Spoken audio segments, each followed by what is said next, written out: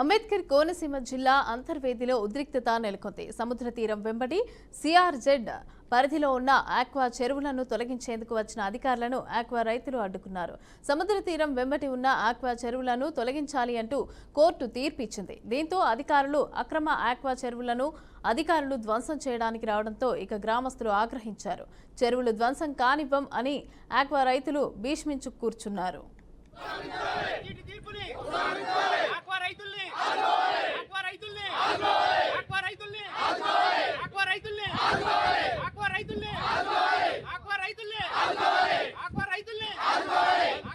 ఈరోజు ఇక్కడ ఎన్జిటి ఆదేశాల మేరకు హైటైడ్ లైన్ నుండి 200 మీటర్ల లోపు అనధికారికంగా తవ్విన చెరువుల్ని మేము తిరిగి వాటిని పూడ్చివేయడానికి అని చెప్పని రావడం అయింది.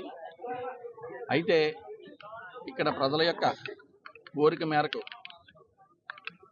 ఒక రోజు అవకాశం ఇస్తే జిల్లా కలెక్టర్ గారిని కలిసి తమ గోడు విన్నవించుకుంటామని, తమ యొక్క జరాయితీ భూములు కిలోమీటర్ మేర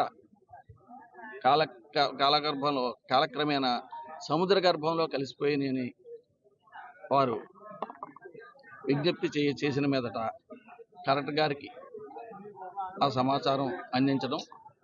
సో వారికి ఈరోజు ఒక్కరోజు కలెక్టర్ గారిని కలుసుకోవడానికి అనుమతిస్తూ చేపట్టిన కార్యక్రమాన్ని వాయిదా వేసుకోవడం జరిగింది.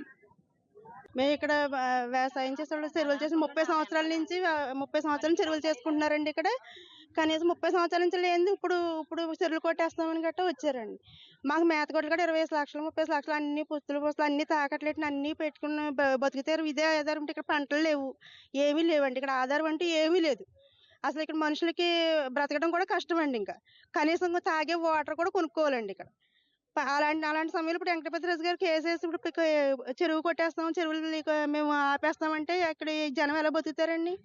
ఒకసారి వచ్చి చూడమని పరిస్థితి మాకు. లేకపోతే మేము బోల్డ్ పెట్టుబడి పెట్టున్నామండి. అక్కడ ఆ పెట్టుబడి ఇచ్చేసి మేము 15 లక్షలు 20 లక్షలు పెట్టుబడి పెట్టి కరెంట్లు వేసుకున్నాం, బోర్లు వేసుకున్నాం.